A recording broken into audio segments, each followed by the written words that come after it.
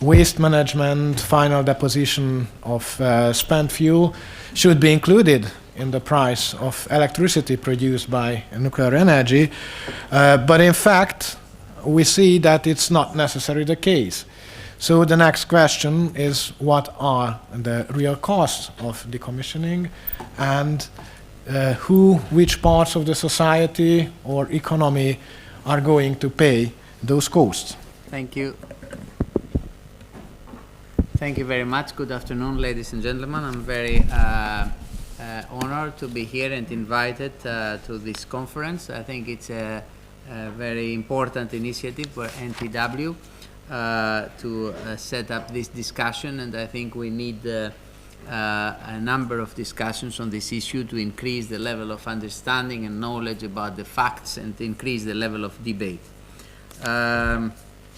As you all, let me see now how we can move it next. Okay, so I'll provide a few facts. As you can see from here, we have the decommissioning is not the challenge of decommissioning is not exactly new. There has been over the last years a number of reactors that have been shutting down, and as you see, we have an average age which is around 31 years. So this is the right moment, let's say, or the last moment by which we could have this discussion and make sure that the right policy framework is in place. I mean, the Commission has been pushing for a discussion on these issues since more than a decade. We made the first report to the European Parliament on waste management and decommissioning in October 2004. We made a recommendation in 2006. We made an additional report in 2007, and we made a communication in 2013. So it took almost 10 years of active engagement until we got the Radioactive Waste Management Directive. So we have identified the issue quite a long time ago. We have been pushing for the member states to handle this issue, and we are now at a good moment, I would say, by which our efforts have produced results, and we have the Radioactive Waste Management Directive, who poses quite important conditions on the member states and allows to have transparency on this issue. Of course, this is not only the RWD directive and its application that it is important, but also a number of other secondary legislation under Euratom law that pushes the member states to take decisions and define their policies in this decade. We are at the moment, after many years where under Euratom Treaty we only had secondary legislation on issues related to radiation of workers and radiation of citizens. We have now important legislation on safety and waste, radioactive waste management and fuel management. So this is an important moment. In the next 5 years, they will define the policies on how we go forward on these issues. Now, the PINC was the first step that was taken last year. We made a transparent and forward-looking analysis on the different challenges in the area of nuclear investment. An important part is linked to the waste management and decommissioning. It covered, of course, a lot of other issues, but I think it was a key step in the energy union strategy to identify the different issues, and we had a good debate on this, and among the issues debated was the waste and decommissioning. We have published different data about the costs. These data are still subject to uncertainty and further refinement, but I think for the first time we provided a comprehensive view with the best knowledge coming from the international organizations, from private research, and also from the estimations made by the member states.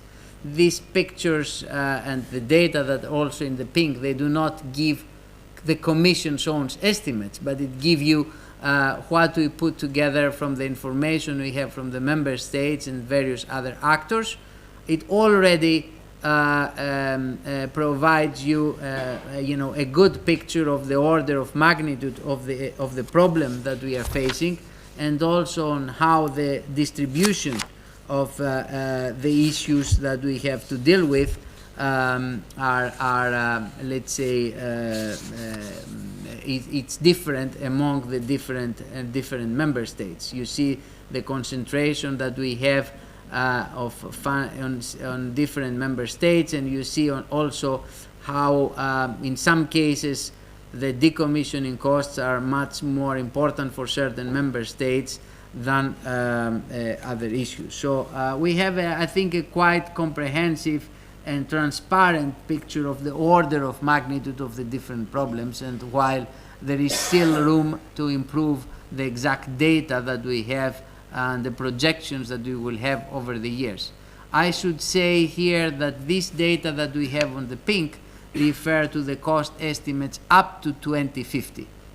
And this is an important issue that I should have put on the heading of my presentation here, because these are the costs and the estimates up to 2050. They are not the total ones.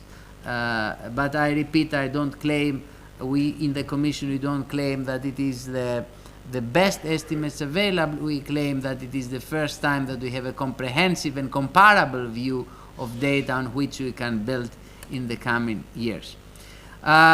If you look also at the estimated costs, this was mentioned by Mr. Javor in the beginning, you can see that we have a variety, let's say, of cost estimates per country. Again, the important thing here is to focus that we have, in some countries, the cost per unit is estimated different than others. There is not a full explanation yet on the divergence of these costs per unit. In some cases, it is clear that the divergence comes from the variety of technology used in each case. So in some cases, in some countries like Italy, for example, you have a variety of different, let's say, technologies. So each one needs a more different approach to decommissioning. So there are explanations in each case, but you certainly can see that there is a challenge to go, and analyze and look better and into more detail, what is happening in each country. And then an important issue for us is, what is happening with regards to available funds. This is an interesting graph, and of course it needs a lot of explanations. It's not necessarily immediately pointing to a gap in funding. In the press, when we presented the PINC, some very lightly sort of looked at the differences between the two bars and let's say highlighted or made calculations about the gap of funding. This is not the correct way to interpret this graph, but nevertheless, the big picture is that, if we take, the useful life of the plants as it's defined at this stage, so without taking into account LTOs, long-term operations. So if we take, for each case, the red bar says what is the accomplished life so far, and then we look at what funds are available and have been accumulated in each country, there is a gap that can be closed and has to be closed according to the Radioactive Waste Directive. So this shows that over the remaining life of the useful life of these plants, and in cases when there is an LTO, the additional life LTO, funds will be accumulated, and this gap can be, let's say, closed. But I think this graph, despite the fact that it is the equivalent table that we have and data that we have in the PINC, show that we have an issue to address. So the exact details here, for example, in the case of Belgium, it does not mean that we have 45% of the funding to have to accomplish over the 20% of the life. There are different factors, and the way by which funds are accumulated are not depicted in this graph, because there are decisions that have been made already in order to accelerate the pace of accumulation of the funds, but it shows that at EU level we do have an issue to look at. And how we are going to look at it? I think that we're going to look at it this way. The most formal way is to look at the implementation that the member states have made to the radioactive waste directive obligations. All the member states have to adopt national legislation and had to produce national plans and national programs on how to address waste and decommissioning problems.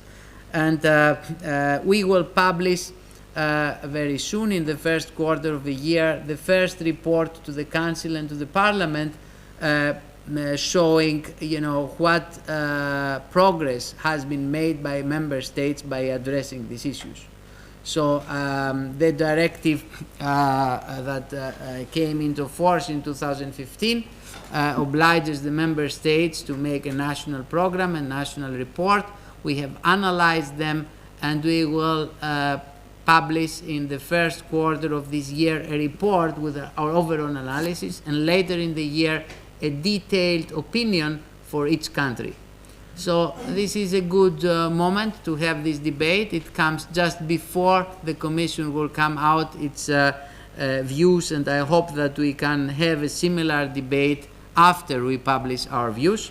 But of course, in these situations, the glass is either half full or half empty. It's certainly half, I would say. I can already say that it is not full. It's probably half. And therefore, what we plan, what we do see, and a lot of you, our analysis is not published, but the national programs of the countries are public. A lot of them are in the website, and you can see already for yourselves. So we are very open here, and you can see that certain decisions are not taken at the level of the member states, and also all the decisions that are taken are not accompanied by concrete milestones or key performance indicators.